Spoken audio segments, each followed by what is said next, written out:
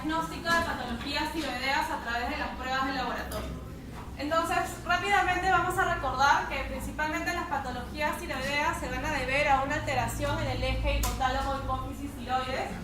Recordamos que a nivel del hipotálamo se inicia por estímulos de neurotransmisores que van a actuar a nivel del hipotálamo, la cual va posteriormente a liberar algunas hormonas como la ADH, la TRH, la oxitocina, las cuales van a migrar a la hipófisis, ya sea hipófisis anterior, hipófisis posterior o adenohipófisis, neurohipófisis, y dependiendo de la ubicación vamos a tener una siguiente liberación de hormonas que van a actuar ya sobre los órganos diana, sobre glándulas específicas.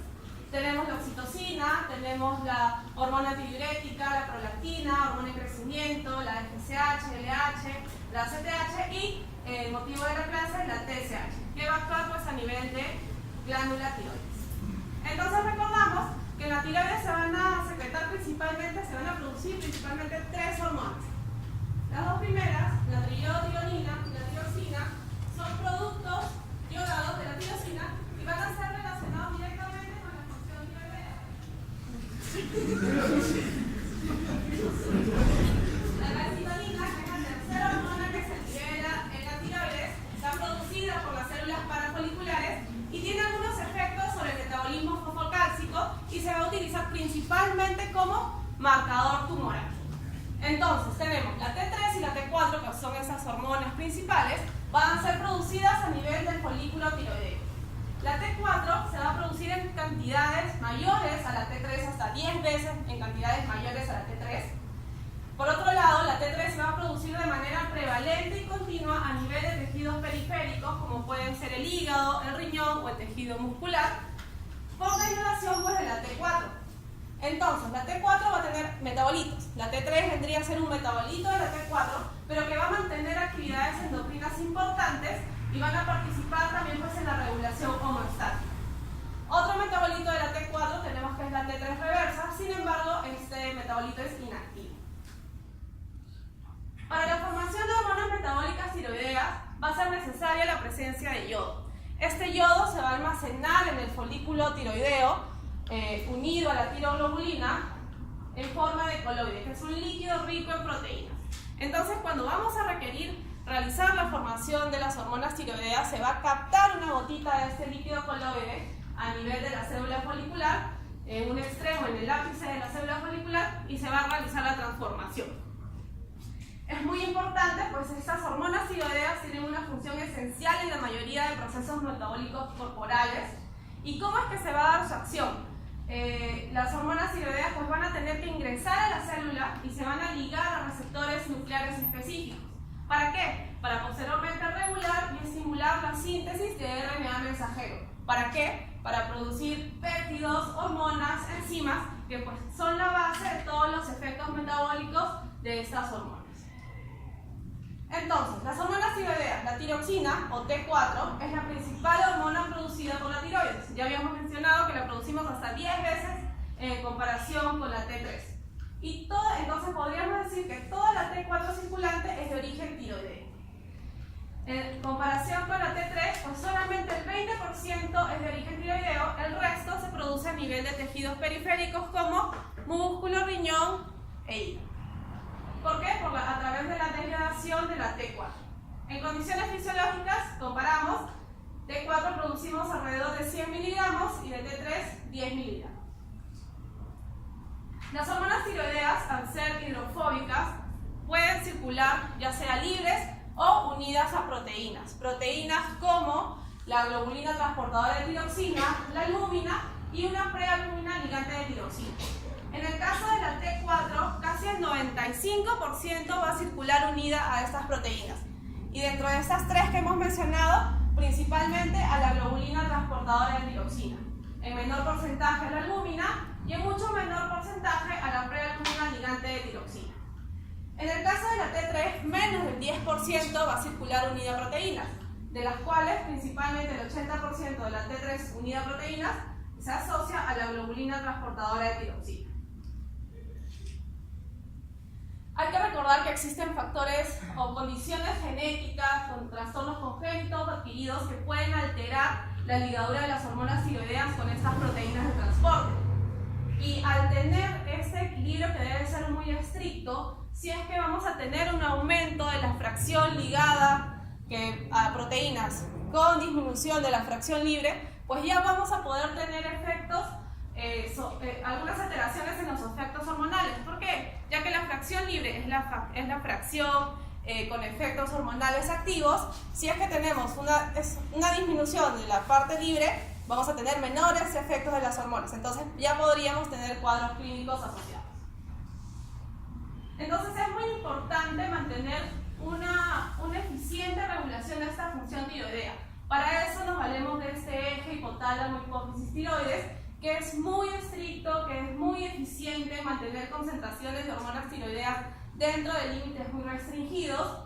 Habíamos mencionado que a nivel hipotálamo se va a liberar la hormona liberadora de tirotropina, que va a realizar un estímulo positivo a nivel de tiroides para la liberación de la hormona estimulante de tiroides, quien a su vez también tiene un efecto positivo sobre la propia glándula, quien a su vez va a liberar ya las hormonas, la T3 y la T4, pero que estas van a tener un efecto de contrarregulación, van a realizar el feedback negativo, ya sea a nivel de la hipófisis como a nivel del hipotálamo.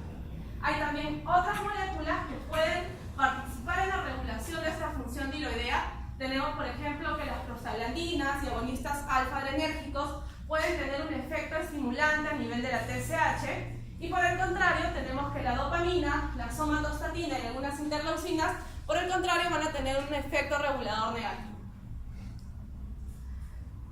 Una importante característica de este eje es que es notablemente estable.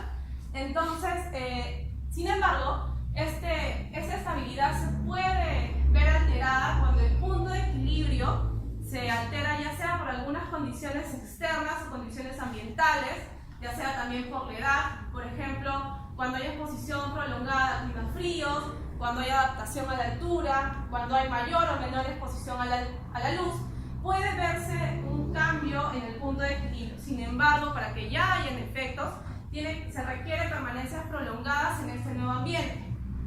Otros factores que también pueden alterar este punto de equilibrio podría ser el estado nutricional, incluso el estado psíquico del paciente, y que principalmente los efectos de estas alteraciones van a darse a nivel de la modificación de la tasa de conversión periférica de T4 a T3.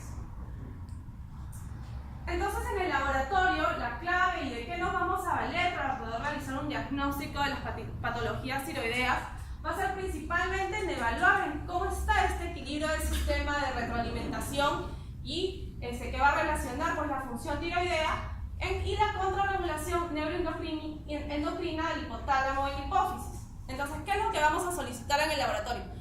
¿Cuáles son las herramientas que nos puede dar el laboratorio? Pues vamos a poder realizar medición de hormonas y sus metabolitos producidos ya sea por la tiroides o que regulan la función tiroidea. Podemos medir también las proteínas de transporte, que van a ser a través de las cuales podemos medir la fracción libre y la fracción unida a proteínas.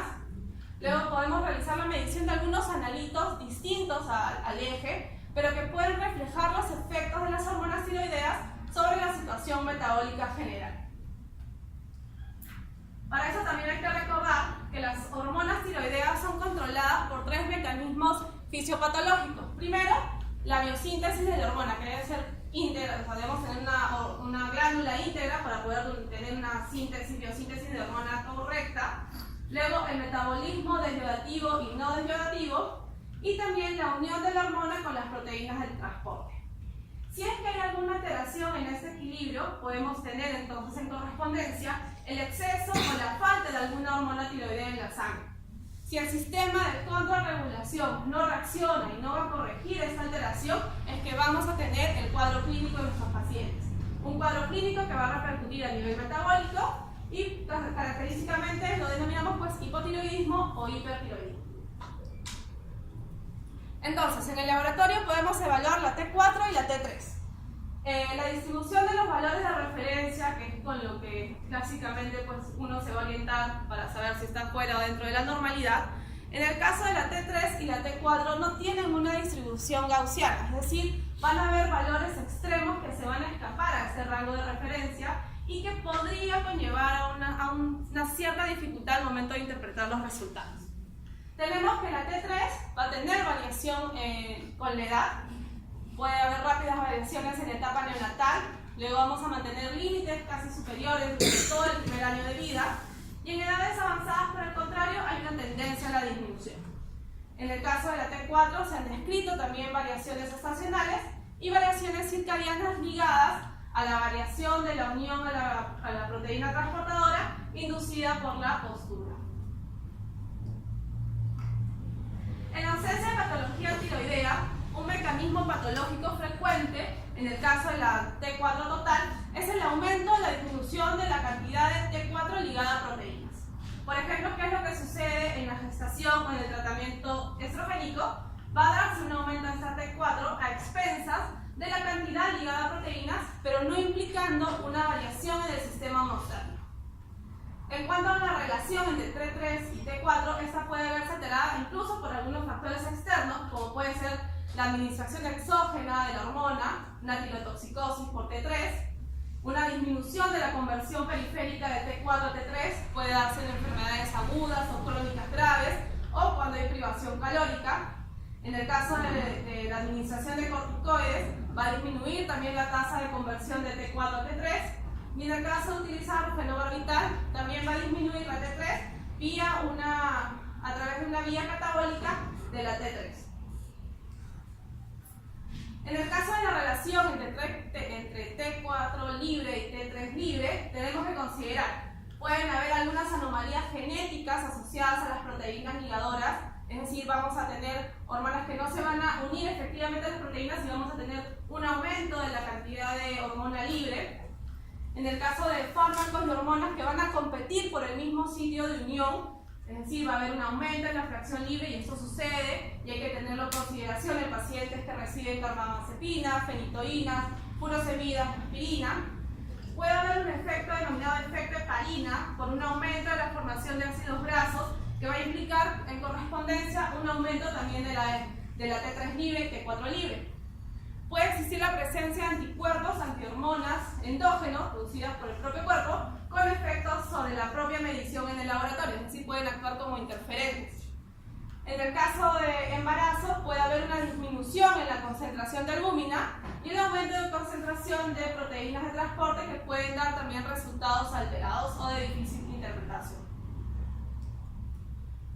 En el caso de las proteínas de transporte mencionábamos que también pueden ser dosadas en el laboratorio. Tenemos que van a variar de forma significativa con la edad, el sexo y la postura. Principalmente evaluamos la TBG o proteína transportadora de globulinas, tenemos la albúmina, la TBPA y la transtiretina. Principalmente la metodología que se utiliza es electroforesis.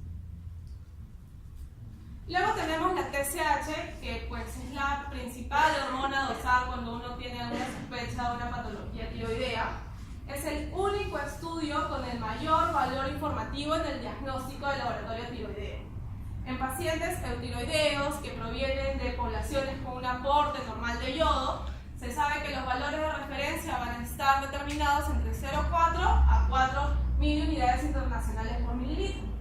Entonces, esta TSH nos da tanta información que debería ser el primer estudio a solicitar en un paciente con sospecha de patología tiroidea. Para eso debemos tener en consideración que debemos tener pues, un estado de equilibrio estacionario, no podemos encontrarnos en situaciones de privación calórica, de repente enfermedades agudas, debemos tener un estado de equilibrio estacionario y obviamente tener un sistema hipotálamo hipoficiario intacto.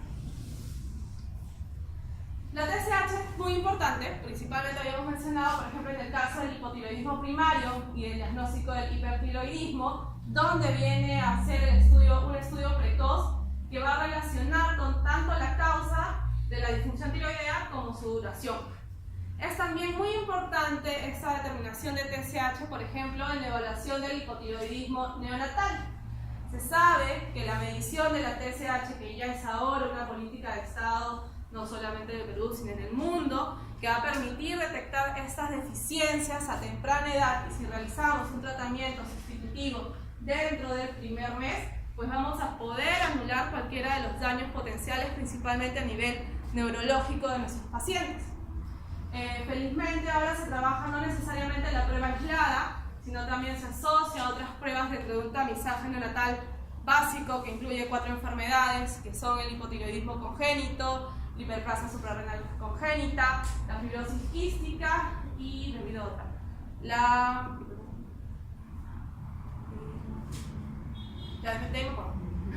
No son 4 básicamente las de diagnóstico neonatal.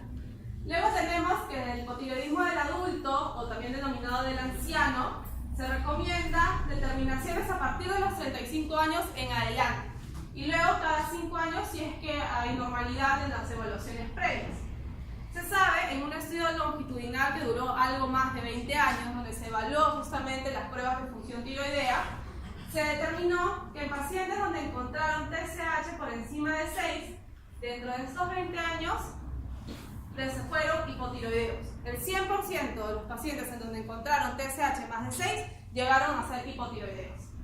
Luego tenemos que en los pacientes donde encontraron la TSH mayor a 2, se encontró pues, y se estableció que existía un aumento de riesgo de sufrir hipotiroidismo. La TSH también es muy importante y nos va a ayudar en el monitoreo de tratamientos sustitutivos con levotiroxina, y que nos va a permitir apuntar a lograr un nivel de TSH dentro de rangos bajos, entre 0.5 y 2, donde vamos a tratar de llegar a esos valores como metas de tratamiento. Sin embargo, hay que recordar que la TSH se va a adecuar lentamente al tratamiento. En pacientes ancianos, los valores de TSH suelen ser inferiores a lo normal, sin signos de disfunción tiroidea. Por eso que si tenemos un paciente ancianito, no nos vayamos a sorprender, ni vayamos a estar ya pensando de que estamos ante un hipertiroidismo, cuando no es así. Ya los pacientes ancianos suelen tener valores inferiores de TSH. En pacientes hospitalizados, en pacientes que ingresan por emergencia, o pacientes con algunas patologías extratiroideas, pueden cursar con una falsa elevación transitoria de la TSH, que puede deberse a la propia enfermedad aguda, como también a la administración de fármacos, entre ellos los corticoides o el estrés físico. Sin embargo, esta elevación es transitoria y debería corregirse dentro de las 3 primeras semanas. Otra prueba importante que viene a complementar la evaluación del perfil tiroideo tenemos que es el estudio de la presencia de anticuerpos tiroideos. Una enfermedad tiroidea autoinmune se va a caracterizar por un daño funcional progresivo y van a haber alteraciones de tipo humoral y de tipo celular, pero básicamente en el laboratorio las que más interés van a ser de tipo humoral. ¿Por qué? Porque vamos a poder determinar la presencia de anticuerpos dirigidos contra distintas proteínas de la tiroides. Ojo que la presencia de enfermedad tiroidea autoinmune pues se asocia también a otro grupo de enfermedades también de origen autoinmune, como puede ser la diabetes tipo 1, un lupus, el vitiligo. Entonces, en todos estos pacientes que tienen algún trasfondo de patología de autoinmunidad, debemos siempre valorar la presencia de anticuerpos tiroideos. ¿Anticuerpos tiroideos cómo? El anticuerpo antiperoxidasa tiroidea, el anticuerpo antitiroglobulina y los anticuerpos antirreceptor de TSH. En el caso del anticuerpo antiperoxidasa tiroidea, conocido como TPO, se sabe que se encuentra presente como un primer signo hematoquímico en manifestarse en la tiroiditis de Hashimoto en el 95% de estas y en el 85% de los pacientes con la enfermedad de Graves. Este anticuerpo va a actuar como un agente citotóxico en el proceso destructivo de la glándula. Por ejemplo, se sabe también que en mujeres embarazadas que cursan con la presencia de este anticuerpo hay un alto riesgo de aborto y de presentar tiroiditis postparto. Entonces, este es un marcador muy sensible y es el más sensible y específico de una patología autoinmune tiroidea. Luego tenemos el anticuerpo antitiroglobulina, que se encuentra también presente en las patologías como la tiroiditis de Hashimoto en un 60%, se encuentra también hasta un 20% en el carcinoma diferencial de tiroides y en un 30% en la enfermedad de Graves. Va de la mano con la determinación de la tiroglobulina. ¿Por qué? Porque puede falsamente ocultarme el valor correcto de la tiroglobulina para ver, y debemos confirmar si está presente ese anticuerpo y pues está interfiriendo con la determinación de la tiroglobulina, que luego vamos a saber que es muy importante para la evaluación del tratamiento de cáncer después de una tiroidectomía. En el caso del anticuerpo antirreceptor TSH denominado TRAB, podemos tener anticuerpos estimulantes y anticuerpos bloqueantes. En el caso de la enfermedad de Graves vamos a tener anticuerpos estimulantes. También ese anticuerpo va a estar presente en la tiroiditis de Hashimoto. Y principalmente se va a requerir en los pacientes cuando tienen síntomas de hipertiroidismo y también para monitorizar la efectividad de la terapia antitiroidea. El 10% de los pacientes que cursan con este anticuerpo positivo durante el embarazo van a tener hijos con hipertiroidismo. Habíamos mencionado la tiroglobulina, es un sustrato para la síntesis de las hormonas tiroideas y también nos va a ser un coadyuvante como un marcador tumoral en el cáncer de tiroides diferenciado luego de una tiroidectomía radical. Tenemos que sus valores de referencia van entre 3 y 40 nanogramos por mililitro y que la presencia de este marcador va a deberse y va a asociarse principalmente a la cantidad de masa de tejido tiroideo diferenciado, a la estimulación por parte de la TSH y a procesos inflamatorios traumáticos como pueden ser debido a una biopsia, aspiración con aguja fina, a una tiroiditis o al tratamiento con yodo radioactivo. Entonces, ¿cómo vamos a evaluar las enfermedades de las tiroides que desde el punto de vista funcional pueden denominarse como hipertiroidismo, hipotiroidismo o eutiroidismo? Recordemos para eso, en este recuadro rojito, tenemos una zona de equilibrio entre la relación de TSH y T4 libre. Sin embargo, esta zona estrecha, la T4, no va a ser tan útil para la evaluación temprana del hipotiroidismo primario y del hipertiroidismo porque vemos que hay una fracción de pacientes que van a mantener todavía valores dentro de rangos de referencia. Entonces la T4 no me va a ser útil. ¿Cuál es la que me va a ser útil? La T3, porque aquí, en este límite mucho más estrecho, sí se nos va a escapar la presencia en los casos, los valores sí van a mostrarse patológicos en los casos de hipotiroidismo primario e hipertiroidismo. Entonces recordamos nuevamente, la TSH es un marcador de disfunción tiroidea más sensible, específico y precoz que la T4. Fácilmente, y este es un orden lógico que ustedes van a poder elaborar cuando evalúen a sus pacientes, tenemos, si tienen una TSH disminuida, ya, ok, ¿cómo está la T4? Si está normal, uy, ¿cómo estará la T3? De repente tenemos una patología asociada a la T3. Si tenemos una T3 libre aumentada, podemos estar frente a un hipertiroidismo a causa de T3. Si la T4 está aumentada, estamos pues frente a un hipertiroidismo clásico. Y si la T3 está normal, tenemos un hipertiroidismo subclínico. Con mayor detalle, si tenemos una TSH disminuida, una T4 libre incrementada, y nuestro paciente llega con tratamiento de sustitución, no. Pensemos que está llegando directo a emergencia. ¿Llega con psicosis aguda? No, todavía no. ¿Tiene signos de hipertiroidismo? Sí, puede ser un boceo difuso, una oftalmopatía, un edema pretibial. Si estas características son positivas, podríamos estarle hablando y orientándonos hacia una enfermedad de Graves. Lo confirmamos con una gammagrafía y podríamos estar diferenciándolo en un adenoma tóxico o en un boceo tóxico multinodular. En el caso de que no llegue con estos síntomas de hipertiroidismo, vamos a realizar una evaluación de captación y si esta está disminuida, ok, llega con dolor, fiebre, velocidad de sedimentación globular incrementada, leucocitosis, sí, pues estamos frente a una tiroiditis subaguda. No llega con estos síntomas, ok, entonces tenemos que averiguar si hay presencia de anticuerpos. Si hay presencia de anticuerpos positivos, estamos frente a una tiroiditis. Si no hay anticuerpos positivos, estamos frente a una tirotoxicosis facticia. Tenemos la TSH disminuida, pero mi T4 libre está normal. ¿Paciente está gestando? Sí. Ok, ahí no más queda. Todavía no se ha alterado su.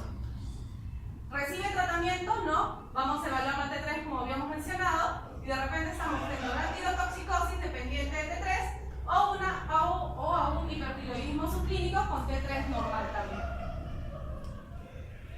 Luego tenemos el caso de, igual, comenzamos con la evaluación del TSH. Si tenemos la TSH disminuida y la T4 libre disminuida, es un hipotiroidismo central. Tenemos que tanto a nivel central como a nivel periférico, lo denominamos ya hipotiroidismo central. Todo el eje está dolido.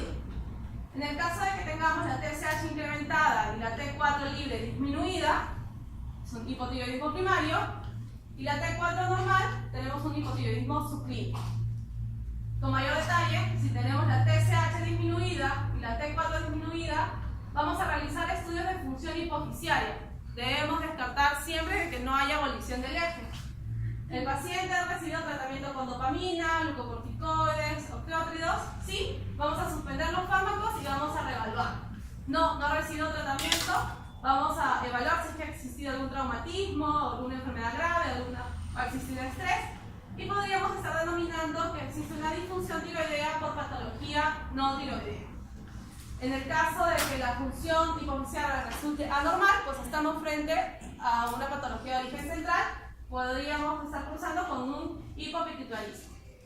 En el caso de la TSH incrementada con una T4 disminuida, ¿esta paciente está recibiendo tratamiento hormonal tiroideo? No. Ok. ¿Pueden ser una enfermedad de Graves? ¿Está con psicosis? Sí. Ok. ¿Es una enfermedad autoinmune tiroidea? No. Puede ser un hipotiroidismo. ¿Mi paciente está con tratamiento de hormonas tiroideas? Sí. Ok. Vamos a ver si es que existe una interferencia en su absorción o un aumento del catabolismo. Y vamos a evaluar con algunas drogas que podrían estar justamente causando la interferencia en la absorción